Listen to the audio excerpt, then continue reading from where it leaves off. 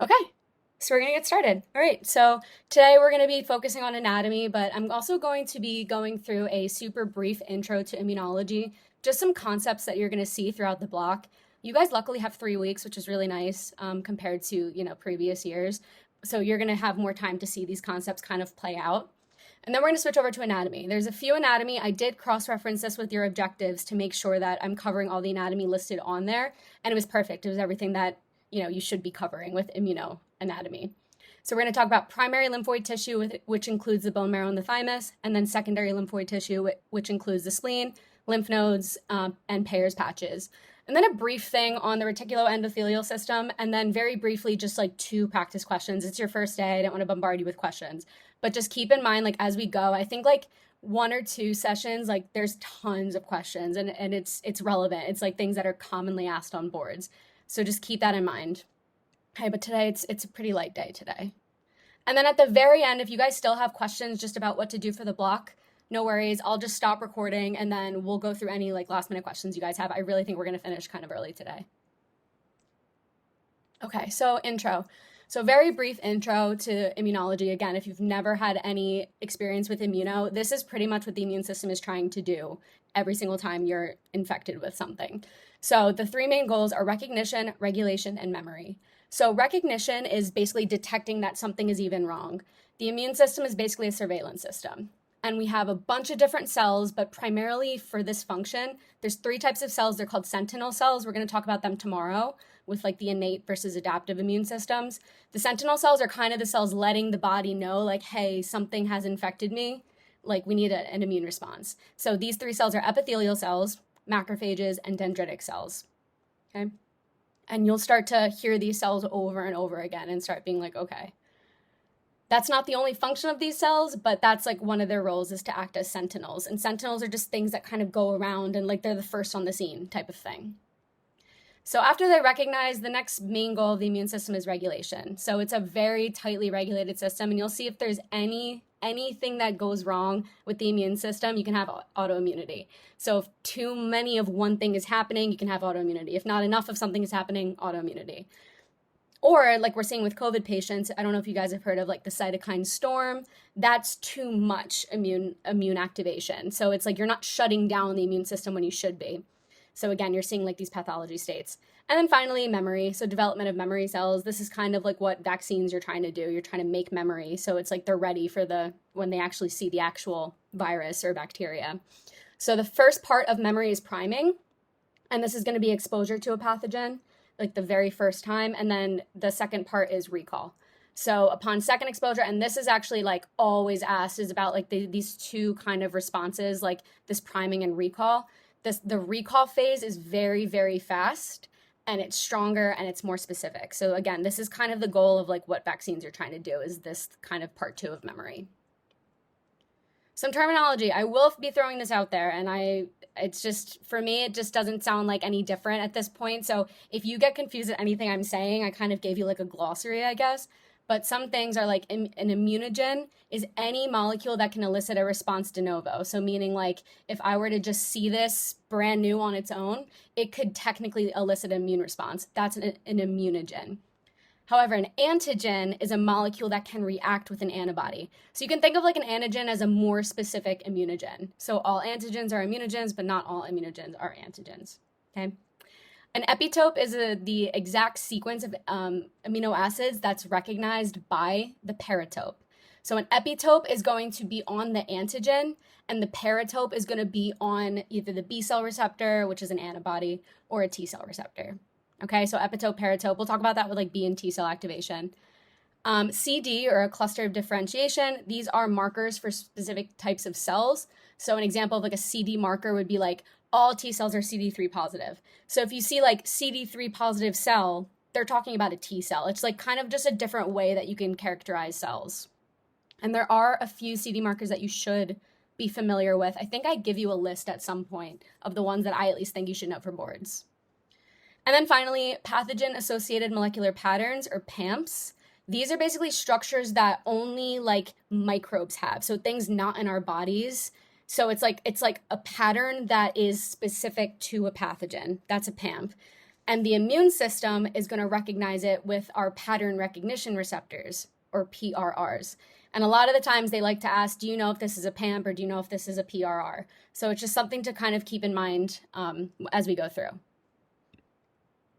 And then finally, as I mentioned before, the immune system super, super, super tightly regulated. You're going to see it's entirely based on these receptor ligand interactions. We don't want like nonspecific immune activation. It would be chaos in our body. So it's very, very tightly regulated. And if you're ever like in doubt of why something's happening and like there's an answer that's talking about because something is throwing off the regulation of the body, that's usually going to be the answer with immuno. If regulation gets messed up, then like that's what's going to be causing the pathology state. A lot of main players are cytokines, chemokines, CAMs, and transcription factors. So cytokines, examples of cytokines are called interleukins or ILs. So we're going to be talking tomorrow about like some like interleukins, IL-1, IL-2, IL-6, things like that. They're basically just how cells talk to each other. They're instructional molecules, but it's like they can't speak, so they release cytokines to be like, hey, I need this, or hey, I need this. That's what a cytokine is. A chemokine is basically a cytokine that directs migration. So if you see like a chemokine is released, it's kind of the same idea as a cytokine. It's kind of like, oh yeah, like I need this like now. A chemokine is going to tell a certain cell to come to that area. So certain cells respond to certain chemokines, and again, you'll see this like throughout the rest of the lectures. Cell adhesion molecules, this basically dictates cell trafficking. So certain cells, if you want like, I don't know, a certain cell to stop at a location and like leave at that site, it would upregulate these CAMs and like pull it out. So it's like cell adhesion molecules, they kind of grab the immune cells and pull it out where they need it to be. And then finally, transcription factors. You guys know transcription factors from like, basic bio. These are the master regulators, and it basically says this is the phenotype. So genetics, phenotype is like not the genetic, sequence. It's like like how it looks. That's kind of like what these transcription factors are doing. They're kind of like the genetic portion that's determining the phenotype of the cell. And you might have no idea what I'm talking about. When we talk about T cell activation, it's kind of like the whole CD, like whatever thing again. Certain T cells can actually be identified based on what transcription factor is activated. And again, this will make a lot more sense later. Okay, so if you see these words being thrown around, it's just, you can always come back here and look at it. All right, good. Okay, so anatomy. So we're going to start with primary lymphoid tissue. Primary lymphoid tissue is only the bone marrow and the thymus. Primary lymphoid tissue is the site of lymphocyte development and maturation. So lymphocyte, whenever I mention a lymphocyte or when we talk about lymphocytes, this is your B and T cells. So B and T cells develop and mature in the primary lymphoid tissue. In terms of maturation, it differs between B cells and T cells. B cells mature in the bone marrow, T cells mature in the thymus. Okay, so it's a nice, easy way to kind of remember that. This is actually where they get their names. This is where B and T comes from. It's like thymus-derived cells, T cells, and bone marrow-derived cells, B cells. But don't get confused because both of them develop in the bone marrow. It's just the T cells are maturing in the thymus. Okay, so here's your thymus right here. It's like this green thing in front of where the heart is. If you're looking, you guys did mediastinal anatomy, right? And then here's your bone marrow. I'll go a little bit more into bone marrow in a little bit, but it's basically like where like the stem cells are and kind of start. So again, with bone marrow, this is production of both B and T cells, but maturation of B cells. And it basically, if you had to define it, it's like this gelatinous tissue that fills these medullary cavities, and it's basically the centers of bone. So we have this long bone here, and we have at the ends here we have red marrow, and then kind of in the middle we have yellow marrow. All of this is bone marrow. But if we wanted to kind of think about it more in depth, yellow marrow, this is kind of your inactive marrow, and it's just basically fatty tissue. And it's, like I said, it's going to be primarily in like the long bones, like your humerus, what are even the long bones? Oh my gosh, been out of med school too long. But it's going to be like, this is going to be your inactive tissue. And then your red marrow, this is going to be the actual active marrow. So when we're talking about like B and T cell development, it's going to be from the red marrow. This is like the active marrow that's developing these cells. Okay. I tried to just think of some anatomy things they could ask about bone marrow. It's kind of self-explanatory, but here is something that you should know. This and the next slide, I even have need to know on there, but they do really like to ask about like development from the bone marrow. So like I said, bone marrow, this is kind of like your stem, like where the stem cells are. And then there's two different types of stem cells that can come from here. And I promise you're going to go into way more depth when you get to hemonc next year. But at least what's relevant for now is understanding like where these cells are coming from. So you do unfortunately have to know this. But these blood stem cells are one of the types of stem cells found in bone marrow. And you can either have a myeloid stem cell or a lymphoid stem cell. Lymphoid stem cells give rise to lymphocytes. Nice and easy. So this is like when we're talking about lymphocytes, we're talking about the B and T cells. Again, that's going to be like kind of this pathway. But we're going to be talking about a lot more of these guys, probably in like the peripheral blood smear, like histology lecture. And so it also gives rise to other types of cells that are relevant in the immune system. Here is, I know this for exam, I apologize. But they will just randomly throw questions on there like, an NK cell derives from what type of cell? Like it's like supposed to be like an easy question, but I know it's a lot of memorization. But it's kind of good to just see like, yeah, all of these stem cells are like NK cells. When we talk about NK cells tomorrow, they're clearly going to be really close to a T cell. They're coming from the same precursor. And you'll see like NK cells and T cells pretty much do the exact same things. So it is kind of good to understand the lineage. Another important thing to understand is like monocytes and macrophages. Like if you see this like interchangeably throughout, like when we're talking about the immune system, monocytes and macrophages are basically the same cell, but monocytes are in the blood. And as soon as they basically leave the blood and go to the tissues, they undergo this differentiation event into macrophages. So a lot of the times you will see like monocytes and macrophages used interchangeably, but they're basically the exact same cell. Some people just call them inflammatory monocytes and macrophages because they're the same cell. Christine, I have a quick question. Yeah. Would monocytes when they leave the blood, do they mature? Is that why they call Yeah, macrophages or they something undergo like a else? differentiation event. You don't have to worry about that too much. You don't have to know like what causes it to undergo that. But yeah, it's like a different, it's not like a maturing event. This is basically like a mature cell. But it just goes through like this extra layer of differentiation that makes it take on like a macrophage phenotype. And then like some granulocytes, there's going to be some immunodeficiencies where the granulocytes are like non-existent. So you need to know like what are the granulocytes? And they're the ones that come from the granulocyte progenitor, right? So it's going to be like your neutrophils, eosinophils, basophils. So it's just kind of good to, again, understand like where these come from. Okay, and then you know your red cells and your platelets. But this is going to be more like hemonc.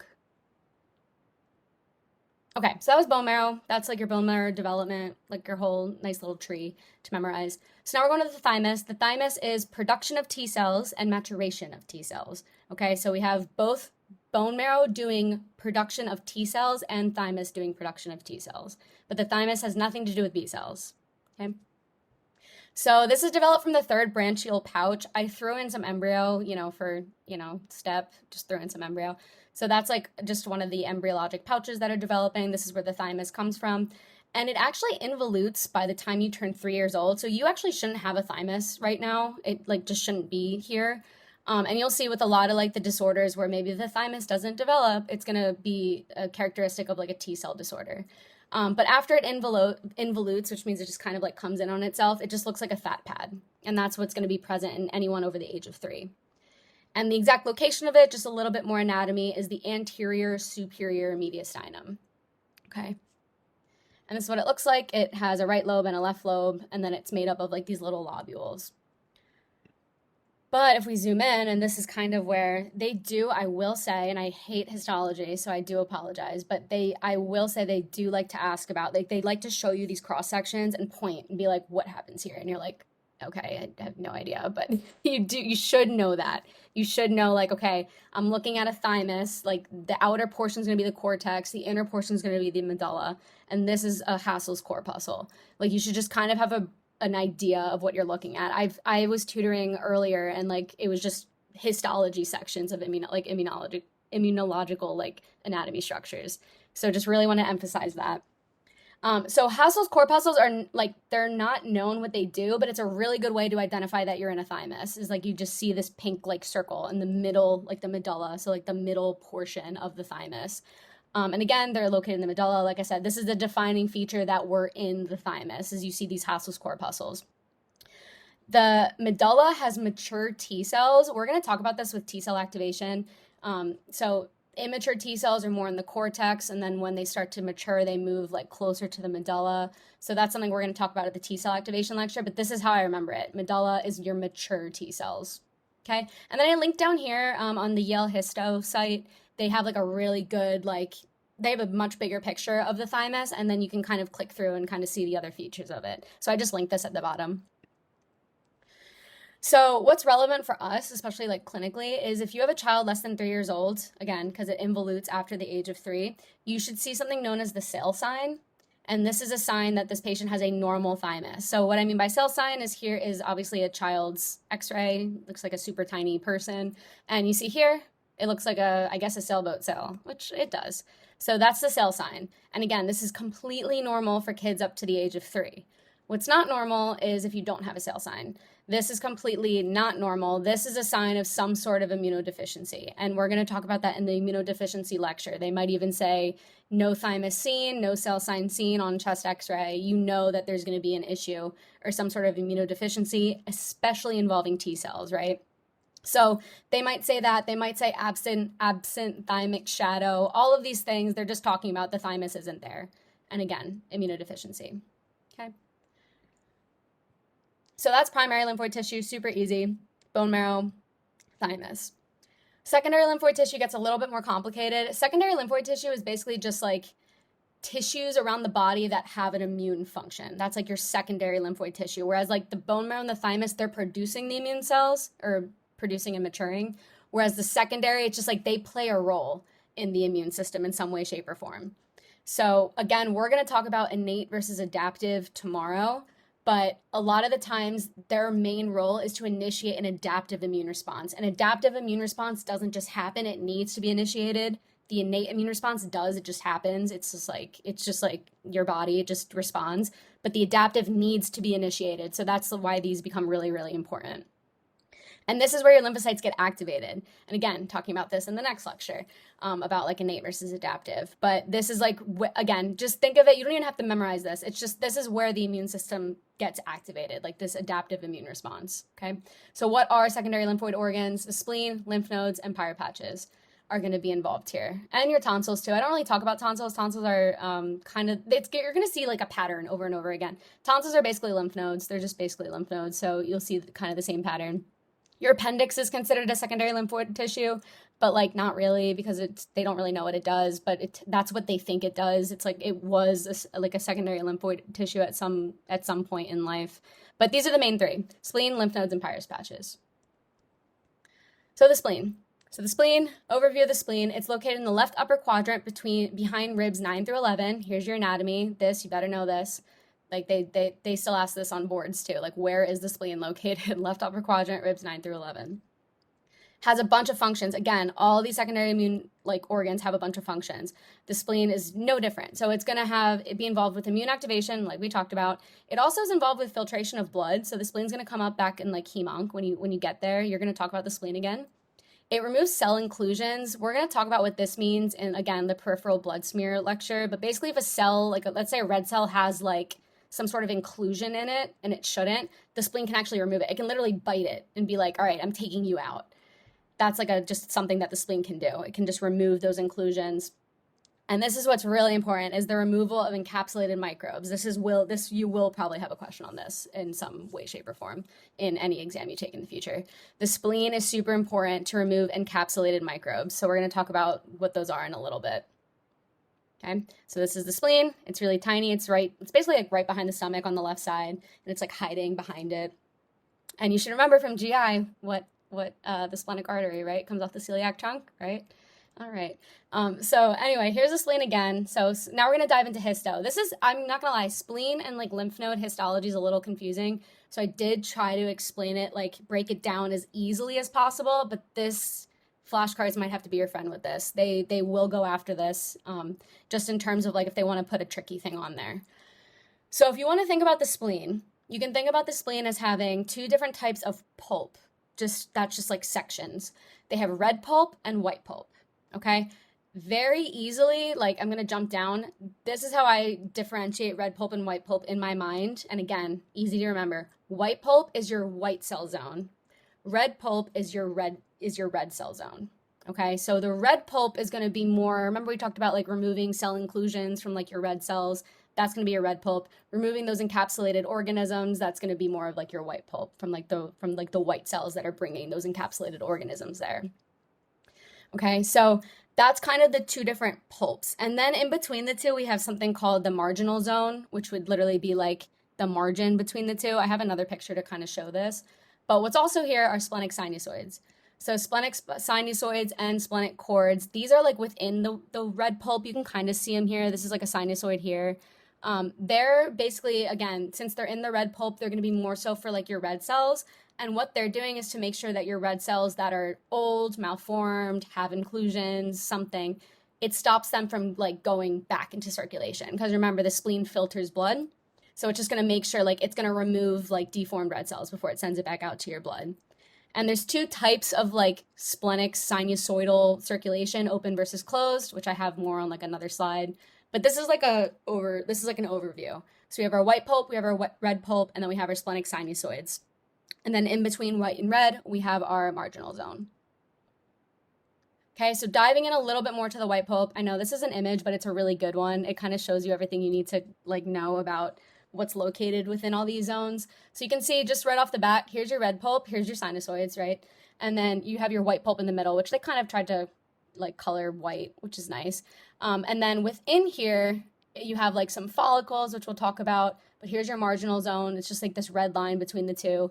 And then we have a follicle with a germinal center and a mantle zone. This is one of those things that's going to repeat. So in lymph nodes, we're also going to have a follicle with a germinal center and a mantle zone. Okay, again, you might see that happen a lot. It's basically the same tissue. All of these secondary lymphoid organs are like the same. But in terms of the white pulp, what's located here? So again, it's going to be this like the central area.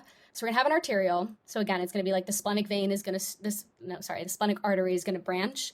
So that's going to be included here. Then we have something known as the PALS, the periarteriolar lymphoid sheath, or the PALS. This is your T cell zone. So I tried to highlight it. This is your T cell zone. Your PALS area is your T cell zone. The follicle area, which is this like circle, is your B cell zone. So again, like I said, the white pulp contains your white cells, and two white cells are your T cells and your B cells, right? They're lymphocytes. Those are white cells. So the T cell zone is going to be located in the PALS right here, and then your B cell zone is going to be within these follicles. Question, Christina. Yes. So is the PALS like the gray Yeah. area? Yep. Oh, okay. I know it's not a very good image, but it includes everything, so I wanted to put it on here. But yes, this is the PALS. It's kind of like, yeah. And then they're saying on here, like the peripheral white pulp is B cells. That's fine. It includes the follicle, so it doesn't really matter. You'll see when we talk about like B cell activation, T cell activation, they get activated in the follicle. So it's fine. When they're talking about like where are the B cells in the spleen, they really are trying to get at like the follicle, and like that's kind of like more of the B cell zone. And like we talked about, the follicles are going to be comprised of germinal centers, which are like the more central area, and then they're going to be surrounded by a mantle zone. Okay, and then the fourth part is the marginal zone. Remember, this just separates the white pulp from the red pulp. This is actually where antigen presentation happens. And again, I know that we haven't really talked about this. We're going to talk about this tomorrow in terms of like, what do you mean antigen presentation? But this is kind of where like cells throughout the body, they're called antigen presenting cells. They're aptly named, which is nice. But two examples of antigen presenting cells, these are cells that are presenting antigens to activate the adaptive immune response. So two examples are B cells and macrophages. I know B cells are also an antigen presenting cell, which is really nice. That's really great. But basically macrophages. Macrophages are the main guy here. They're going to come to this zone, like this differentiation between the red pulp and the white pulp. And this is kind of where they're stimulating this immune response. They're going to be like, hey, I need B cells, or hey, I need T cells to be activated. That's kind of where this is happening at this marginal zone. And again, we'll talk about this a lot more tomorrow. Okay, so that was the white pulp. The red pulp, I know that this is not as good of an image, but I just wanted you to see like how much more vast the red pulp is. That's why I liked this picture. There's a lot of red pulp in the spleen. That's why spleen's like main function is with red cells and stuff. So This is kind of where we have the cords and sinuses. So this is, again, that whole idea of open circulation and closed circulation, which is just saying you can go from capillaries to cords to sinuses or capillaries to sinuses. I'm not sure clinically why it's really relevant, but was just trying to throw in some more anatomy. So if you hear like open circulation within like the spleen, they're talking about the red pulp, and they're talking about having this extra step where they go to the cords. That's the most I could think of in terms of anatomy. But the role here, again, we talked about they're filtering blood and they're removing damaged or deformed red blood cells. The red pulp also contains macrophages. So we're going to go back really quick to white pulp. This is where macrophages are coming in and presenting antigen. So this is kind of where, again, I really want you to think of the white pulp as being like white cells. Like we really need to activate white cells. Like we want to activate white cells. And macrophages are just a way to do that. They can come to this area and activate white cells. When I'm talking about macrophages here, these live here. These are like resident macrophages. Like these are splenic macrophages. They live in the spleen. The macrophages that live in the spleen are in the red pulp. And what they do is they can also remove damaged in red blood. They can also remove like these red blood cells that are old or damaged or whatever, and they remove encapsulated bacteria.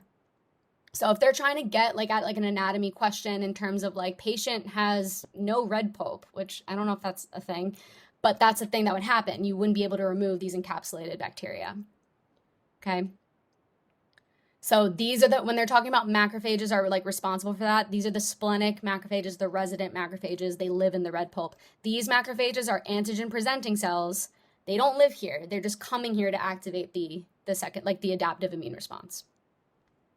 Okay. And then I also linked like a Yale histo. I mean, I thought that this was good to show how much red pulp there is, but like there, you could see a lot more of it with this Yale histo if you're interested. But, oh, did I put it? No, I don't think this is from Yale histo. But this is, again, the spleen. So here's the spleen. Again, you can see how much red pulp there is. I know it's not red. It's not color-coded. But like, you can see how much red pulp there is. And then the white pulp is kind of like initiated throughout. And in terms of other things on here, in terms of like labeling, you have like a capsule on the outside. The spleen is capsulated. That can help you maybe remember that it removes encapsulated organisms. But, okay. And then the spleen just a very important organ. So I wanted to just show you multiple like versions of it. This is from Amboss. I think this did a good job of showing the white pulp.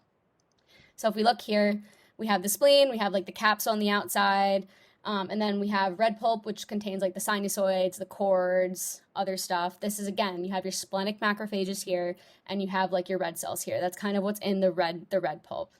And then this is going to be like your open and closed circulation. Again, don't really know what, like clinically why that's relevant, but like you can see open circulation, it's open, whereas closed, it's more like it's going from one place to the next type of thing. White pulp, again, your marginal zone is going to, the follicle is going to be your B cell zone. It's comprised of a germinal center and then your mantle zone. Okay. And then the PALs are like the periarticular lymphoid sheaths. That's going to be your T cell zone. Really just driving this home. Oh, and then we have a first aid photo. But again, you're going to see like the lymph node is going to look exactly like this. The lymph node is going to be very similar to this. So it's good to kind of see it over and over again. But again, here's your spleen. We have your white cell zone and your red cell zone. Okay, over and over. Now you know open versus closed circulation, what that all means and all this stuff. Yeah, when they're talking about like these reticular frameworks. Yes, sorry. Go ahead, sorry. Could you actually go over the open versus closed again? Yes. Yeah, it's basically just saying like you can either go from the capillary, so like when coming off of like the splenic artery, and it's going to start branching into arterioles, and eventually it's going to branch down to capillaries. You can either go from capillaries directly to sinuses, or you can go from capillaries to the cords, which is like this reticular like meshwork, and then go to the sinuses. So I think the Amboss picture showed this the best. So right here, here's like your closed circulation. Like I said, you go right from like the capillary to the sinusoid. Right here, this is closed. Whereas open is going to be you're going from the capillary through like the cords, which is like that reticular meshwork, like right here. You're going through this area here and then getting to the sinusoid. Okay, thank you. Yeah. So that's kind of, was just trying to throw in some anatomy. They've never asked me like me, but they've never asked I've never seen a question specifically about open versus closed circulation, but it's good to know. It can be an anatomy question that they throw out there. But yeah, so kind of this concept over and over again. I just kind of tried to put all the like the terms that they could be referring to certain things all in one place. Okay. All right. So splenic pathology. So like I said, if you have your spleen removed, you can't get rid of encapsulated organisms. That's going to say this a bunch of times. The times that you would, so if you don't actually get your spleen removed, so like let's say you actually get your spleen removed, so that's post-splenectomy, right? I got my spleen out. I had surgery where I had to get my spleen out, something like that. My spleen is out. You cannot remove encapsulated organisms. But if you have sickle cell anemia, which this is going to come up again in hemonc, but it could still come up maybe, you know how Scally likes to do that thing where he puts like stuff from future blocks on there. I could still see it happening. So if you have sickle cell anemia, I want you to just read like patient has sickle cell anemia, you cross it off and you're like patient does not have a spleen. Like that's what they're trying to get at when they're referencing sickle cell anemia with like immunology, okay? And what happens in sickle cell anemia, and I'm not going to go into too much detail because you'll go into it in hemonc, I promise. The spleen just dies. It's called autosplenectomy. It just dies. So that's why I like this meme. It's like the cells are going to sickle. The spleen's like, all right, I'm just going to die. That's all you need to know right now. You'll go into like why exactly like the spleen does die again next block. Well, next year. But just keep in mind, sickle cell anemia, no spleen. Or a patient had their spleen out, okay? Those are both instances that you can see in like a question that the patient's spleen is not there. So there's encapsulated microbes. Micro is something you guys are gonna do this summer. You're pretty much gonna do your micro this summer, but there are some micro, like there is some micro you do need to know for this exam. This is one of them, and I highlighted it. You need to know these 3 encapsulated organisms. There's no ifs, ands, and buts about it. So the 3 encapsulated organisms to know is strep pneumonia, Haemophilus influenza, and Neisseria meningitidis. These 3 are classic like invaders in patients that don't have spleens. And this can be clinically relevant because you can vaccinate against them.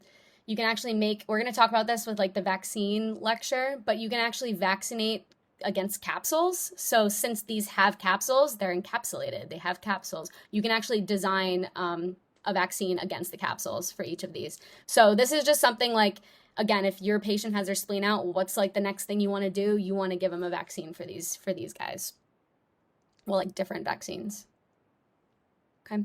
There's also some parasites that you can't really remove. Again, remember how I said like if you have inclusions, like the spleen can take them out. Parasites are basically like little tiny inclusions, so they can't get removed either if you don't have a spleen. Not as important. I would say these guys you need to know these 3, okay? And again, post-splenectomy, the reason you're not able to take out these encapsulated organisms is because you're losing those splenic macrophages, which are in the red pulp. Okay, so if they ever ask you which of the following like reasons, like functional reasons, do you lose the ability to protect against encapsulated organisms, it's due to the loss of the red pulp. It's not because we're losing the white cells in that area so we can't mount an immune response. It has nothing to do with it. It's just you literally cannot pull out these encapsulated organisms through the red pulp. And then there's certain like characteristic blood smear findings. I did check with Dr. Milani. There are certain like peripheral blood smear, that's what PBS stands for. There are some peripheral blood smear, like if she shows you like a peripheral blood smear, there are some cells she does want you to be aware of, but we will talk about that. But these, if you see how jolly bodies, something known as target cells, and then thrombocytosis is just like a bunch of like platelets, like just way more platelets than you should have. That's characteristic of having your spleen out, or just like the sickle cell, like autosplenectomy. Okay, they're called how jolly bodies. As you can imagine, they just look like bodies with little inclusions in them. And target cells are also kind of characteristic. Target cells are like misshapen red blood cells. So again, like I said, the spleen removes deformed or, or red cells with inclusions in them. So that's kind of why you just can't remove these types of cells. And they will like be very present on your peripheral blood smear. Okay. All right, so that was a spleen.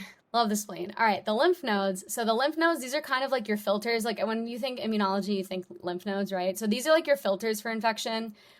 They also include immune activation. Again, all the secondary lymphoid organs do. Circulation of B and T cells, removal of waste. And you know, you guys have done your lymphatic pumps, right, in OMM. So that's kind of what you're trying to do. You're trying to move around this lymphoid tissue. You do need to know lymphatic drainage. I did highlight this on here. It's also on your objectives from Dr. Milani. Yeah, I also still suck at it. I still don't remember lymphatic drainage. It's like something that I just have to like do over and over again. And I have a slide. I think on the next slide I show like what like the actual lymphatic drainage. And lymph nodes in general is pretty much where the magic happens in immunology. I say that because, like, imagine these as like little spleens all over the body, right? Like, you can get immune activation at any of these sites. So that's why there's such an important, like, secondary lymphoid tissue in terms of like immunology, because this is where you can get immune activation of like your adaptive immune response pretty much anywhere in these lymph nodes. So that's why there's such an important thing in immunology. So here's your lymphatic drainage. The reason that it is kind of important to understand this is because, like, let's say you have cancer of the, I don't know, you have cancer that the internal iliac lymph node is draining. You need to know where it's going, right? Like, you need to know, like, where you should be looking for that cancer in case it metastasizes. So that's kind of why it's important to know. You really just should know, just make flashcards, just like drill this as much as possible. Okay. It's not really important to understand like palpable versus non-palpable. That's more clinical, like that's more clinical for you guys for like third and fourth year. But for now, just understand like what's the lymph node and what is the area that it's draining. Okay. Okay. Here's your lymph node. Hopefully you're like, wow, it looks like a spleen, and it should. So it is spleen. There's a capsule. I didn't mention this with the spleen, but there's these things called trabeculae. They're just basically like in folds of the capsule. That's all trabeculae are. They're like these guys. So the spleen and the lymph node have trabeculae, which is great. They're valved like veins. So we're going to talk about, I think there's a lab diagnostic test that Dr. Milani wants you guys to know. It's like a lymph node biopsy or like something. I forget, but it's important to understand that they're valved. So if you inject a fluid or something into it, it's going to go in and not come out. And that's like an important concept with lymph node biopsies. So just put that on hold till the end. But it's important to just keep in mind, like, they have these like valves. Another like thing about the lymph nodes that's a little different from the spleen is they have many afferent like vessels. So you can even see on this picture, like a lot of afferents, so a lot of things bringing, lymphatic fluid to the lymph node, but there's only one efferent. So that's just like another like anatomy thing. It's not important to know how many afferent. There's a bunch of afferents, but there's only one efferent. Okay. And they're separated into main parts, just like the spleen is, but it's not the periarticular it's not the pals for the T cells. It's the paracortex for the T cells. So the T cell zone in the lymph node is known as the paracortex. I tried to color code it on here. That's going to be like your like blue area here is going to be the paracortex, and then the cortex is going to be the outside, basically. And that's going to be where follicles are, so that's your B cell zone. So again, another like not great like picture in terms of like quality, but I just really liked this to show like all the different parts labeled. So the parts of the lymph node that differ a little bit from the spleen. The first one is called high endothelial venules, or HEVs. And where are they on here? Right here. So here's a high endothelial venule. It's basically a vein, but it's going to actually be where certain cells enter the lymph node. So circulating immune cells, remember we briefly talked about antigen presenting cells, that's where they would kind of enter the lymph node, is through these high endothelial venules. And you'll notice when these high endothelial venules, when they enter, they're going to be in this orange area. This is the paracortex. So as soon as they enter the lymph node, they're already in the paracortex. They're already in that T cell zone. Okay. So that's like the next part of it is this orange zone. This is your paracortex. This is your T cell zone right here. And then your cortex is going to be the outside, like this outer zone. And the cortex, again, that's your B cell zone. But it's very similar to the spleen in terms of like you have your follicles. So we have follicles here, these like circular things, these are follicles. And I kind of wanted to briefly go into like this difference, primary and secondary follicle, like what that basically means, like what's a germinal center, like primary follicle, and then germinal center of secondary follicle. Like, so basically, and we'll talk about this with B cell activation a lot, you do kind of, that's why I'm kind of going into it now, you do kind of need to understand this concept. The primary follicle is like the follicle. So if we think back to like the spleen, the primary follicle is the like labeled follicle. That's your primary follicle. When the B cells are activated, and again, you don't need to like know this right now, we're going to talk about this in B cell activation. When a B cell gets activated, you get what's known as a germinal center, or like a secondary follicle. Like you basically get a secondary follicle first, but all the secondary follicle has is like this germinal center. And the germinal center, again, we talked about this with the spleen, but that's kind of where the B cell activation is actually happening. So the follicles are there, and then if we happen to activate the B cells, we're going to get a secondary follicle with a germinal center. And then like surrounding the germinal center is what's known as the mantle zone. It's not labeled on here, but that's what like this is. And that's also kind of why it's not like, oh, all like you can't interchange germinal center and secondary follicle. The secondary follicle contains the germinal center, but it also contains what's known as the mantle zone. And again, just think back to the spleen. The spleen, like follicles also had germinal centers, also had mantle zones. So it's going to mimic. And I only mention this because like when you guys get to hemonc next year, there's certain cancers that are called like mantle cell lymphoma, and that's what they're referencing. Like they're referring to like the location that they were found. And you can imagine mantle cell lymphoma is a B cell lymphoma that derived from this mantle zone. So I didn't want to ignore it. But just keep in mind, it's like your primary follicle, and then once it's activated, secondary follicle, germinal center. Germinal center, that's where your B cells are actually getting activated. Okay? Will make a lot more sense, I promise, when we talk about B cell development and activation. And then also within lymph nodes, we have medullary cords and sinuses. It's kind of similar to like the spleen, right? And this is kind of going to be, so the medullary cords are here. It's like this like grayish area. Like the medulla is this gray area, and then the cords are kind of like these. It's just like a part of the medulla that you have these cords and sinuses there. It's not really depicted on here well. But what's important to understand is that within these cords, like within these medullary cords of the lymph node, we have plasma cells. So plasma cells are located here. It's again an anatomy thing. Where can we find B cells in the lymph node? Where can we find T cells in the lymph node? Where can we find plasma cells in the lymph node? So you can find plasma cells within the medulla, specifically within the medullary cords. And I don't know if this is going to help anybody. Hopefully it'll make sense when we talk about B cells, but B cells get activated out here, right?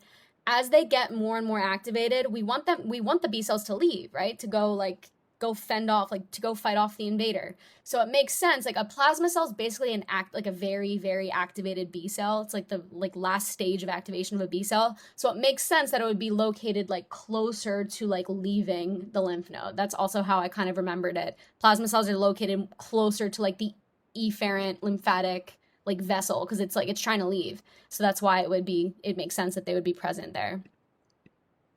And also there's also some, macrophages that live here within the sinuses. There's also known as reticular cells. Not that important. I would say more important is understanding where T cells are, B cells are, and your plasma cells. Okay. Here's your first aid picture. It's going to look kind of similar. Remember, we have multiple afferents coming in, only one efferent leaving. We have our T cell zone, which is going to be in the paracortex. And remember, the high endothelial venules always kind of empty into the paracortex, into the T cell zone. Oh yeah, they're showing them here. So like these, I think they're showing dotted lines because it's like an opening. So the cells are going to kind of enter into the T cell zone. And then out here in the cortex, we have our B cell zone. We have our germinal center, which is like a secondary follicle. And then we have our plasma cells located in the medullary cords. So again, we're kind of like leaving the lymph node. That's why we have like these plasma cells there. And then in like the sinuses and stuff, we have our splenic, your lymph node macrophages and stuff like that. But again, if you want to leave here, you have to go through this one efferent lymphatic vessel. And again, on here, I did like this picture too, because it's kind of showing like this is a primary follicle. You can tell this is a secondary follicle because there's a germinal center in it. Okay, so again, just kind of like differentiating, again, just more anatomy I'm trying to think of. You can differentiate primary versus secondary follicles based on if there's a germinal center present. All secondary follicles will have that's what makes it a secondary follicle, is that there's a germinal center present. Okay. So here's like a histostain. If they were to show you, I'm a histostain, like a histo like cross section. I don't love this picture. I don't think it's a good picture, but it was from Amboss. So I was like, okay. But I tried to color code it. So here's like a high endothelial venule. So that's what this is.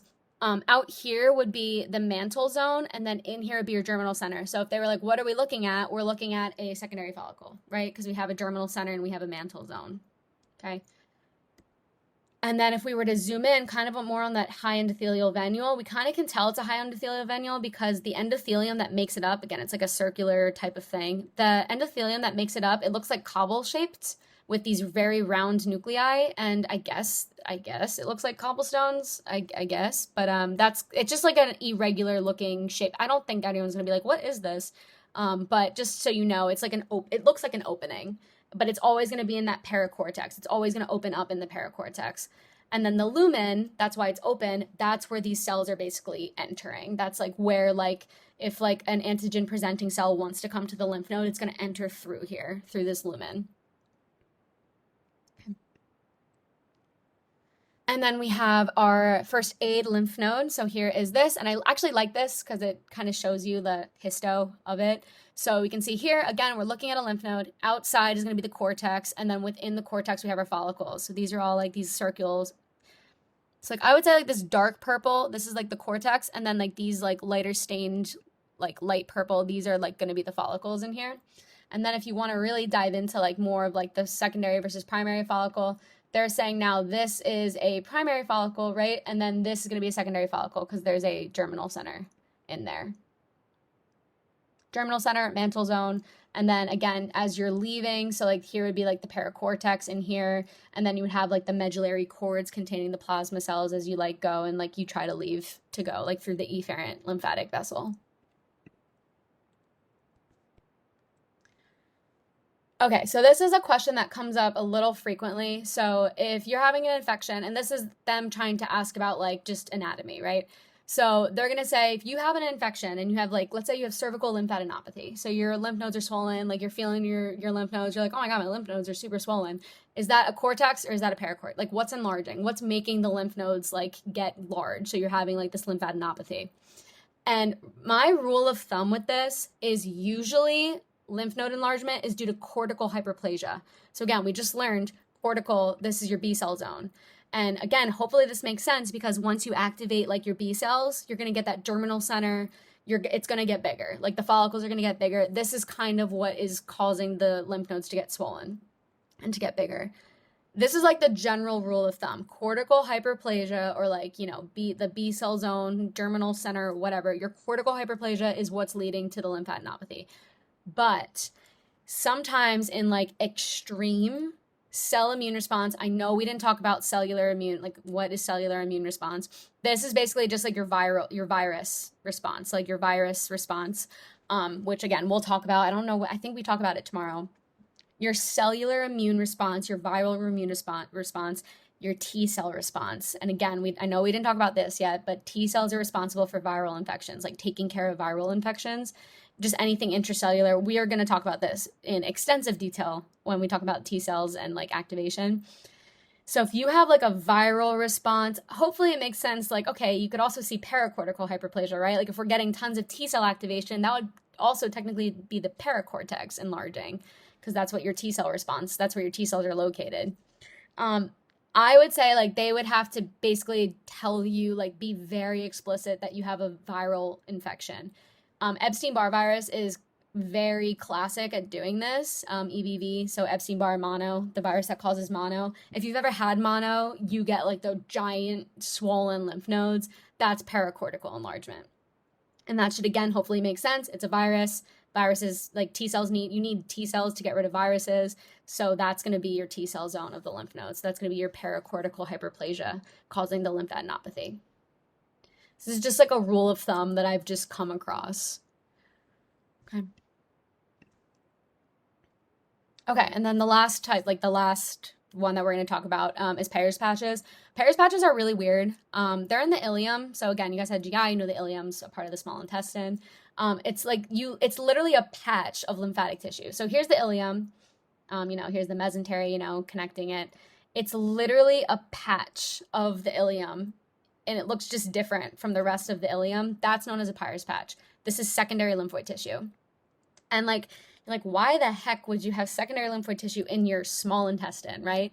And it's actually kind of genius. I'll show you on the like what I mean by this. It's kind of genius. It's trying to catch like invaders that like are GI invaders. So like your salmonellas, your shigellas, things like that. It's trying to catch those guys. And they do this with these specialized cells called microfold cells or M cells.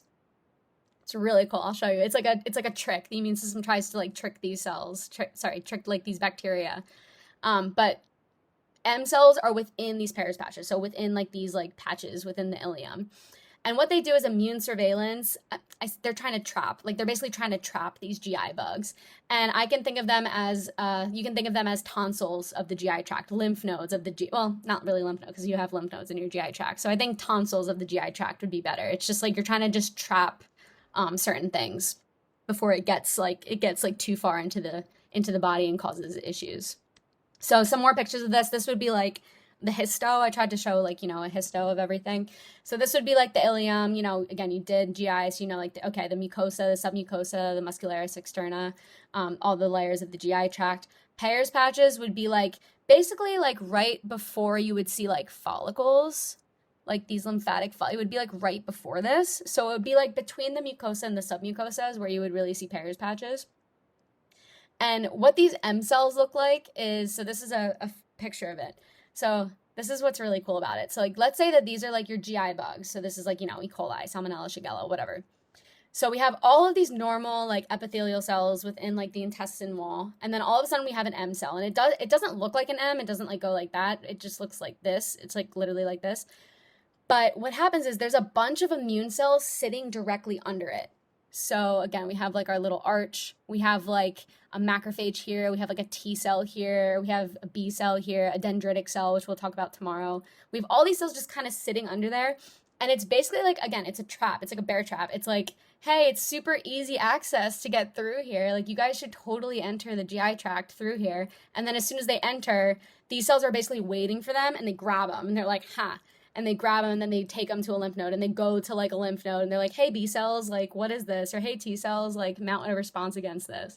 So that's what M cells are. They're really cool. They just basically trap GI bugs within the system, and within the GI system, and they have like these immune cells like sitting directly under it, ready to like catch them as soon as they enter.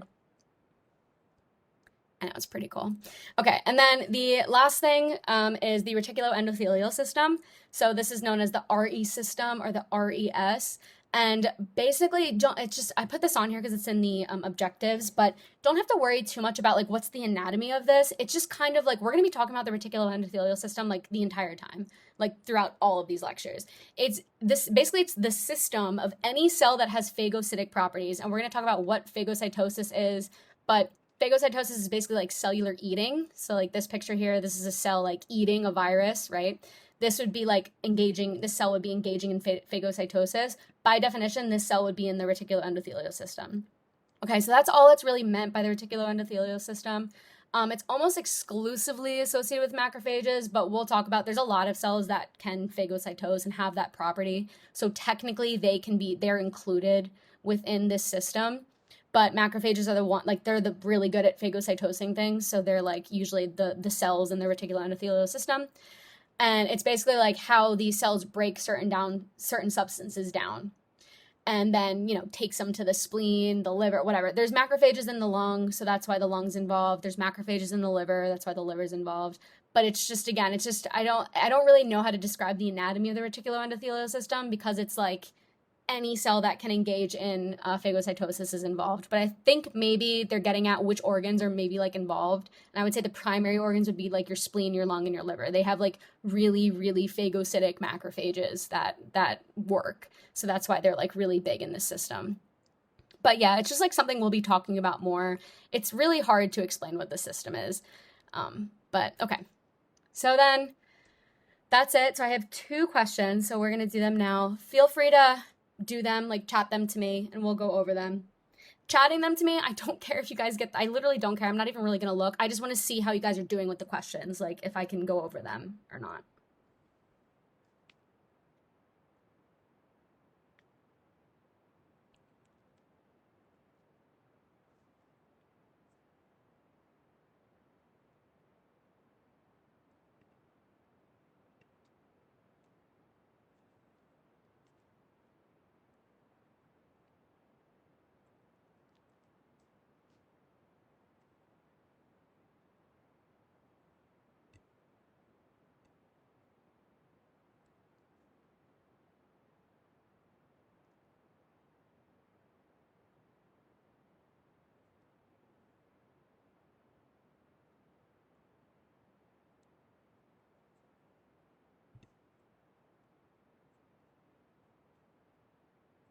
Okay, we're starting to slow down. So, all right. So for this one, patient has rheumatoid arthritis. Cool, doesn't really matter. Cool, doesn't really matter. Splenomegaly, okay. She's gonna go splenectomy. Ooh, okay, cool. And then here's what the peripheral blood smear looks like. These are target cells. Like normally, I told you guys these are target cells because we haven't gone over what these cells are yet, but this is what a target cell looks like. It's just a really weirdly shaped red blood cell. So loss of which of the following in the spleen? Very good. This is the loss of your red pulp within the spleen. Very good. So remember that those are where like those splenic macrophages live, and those are the guys responsible for taking things out. So good for not getting like tricked on. And if you did, it's great. You get tricked on it now. You don't get tricked on it later, right? For not getting tricked on like the germinal centers or the follicles or like the periarticular lymphatic sheet. Like these are the distractors. They're trying to get you to pick this, right? So good. But the removal of these things is because of the red pulp. It's like the red pulp splenic macrophages. Here's the answer. And then second question.